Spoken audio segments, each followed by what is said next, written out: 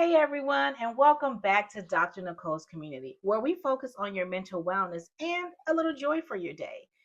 Did you know that it's estimated that over 75 million women, including myself, in the United States are in perimenopause, menopause, or postmenopause stage? Shocking, right? That's a lot of women. So I say this because I want you to know if you're suffering from menopause or perimenopause, know that you are not alone.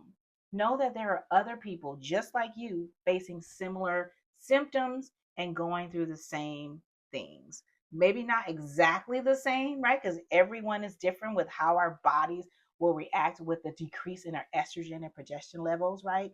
But know that you're not alone. And your mental health is so very important and needs to be protected because your mood can fluctuate and shift.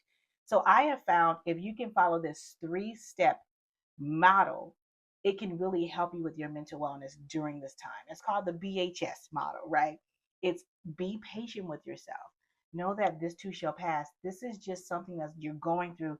That's a natural thing that all women are going to face. It's a change that we're going through. Have compassion with yourself.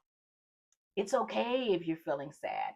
It's okay, with whatever you may be going through. And knowing that, don't be so hard and critical to yourself because you forgot something. You have brain fog, right? Your memory is just not there. You may be snapping at people. Be compassionate to yourself and then seek some support.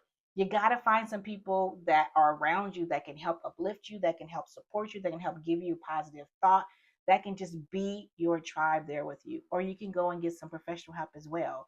But doing these three things are going to definitely help with your mental wellness.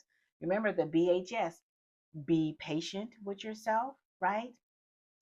It is have some self-compassion. Be compassionate for yourself. Seek support as needed. So I hope these three quick little tips on what you can do to help your mental wellness have been helpful.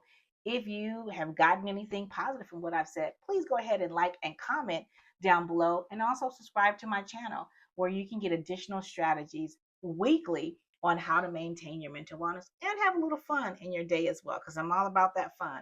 If you're wanting additional resources, you can go ahead and go to my online academy, aaonlineacademy.org, where I have additional strategies, tools, and courses that can definitely help you out.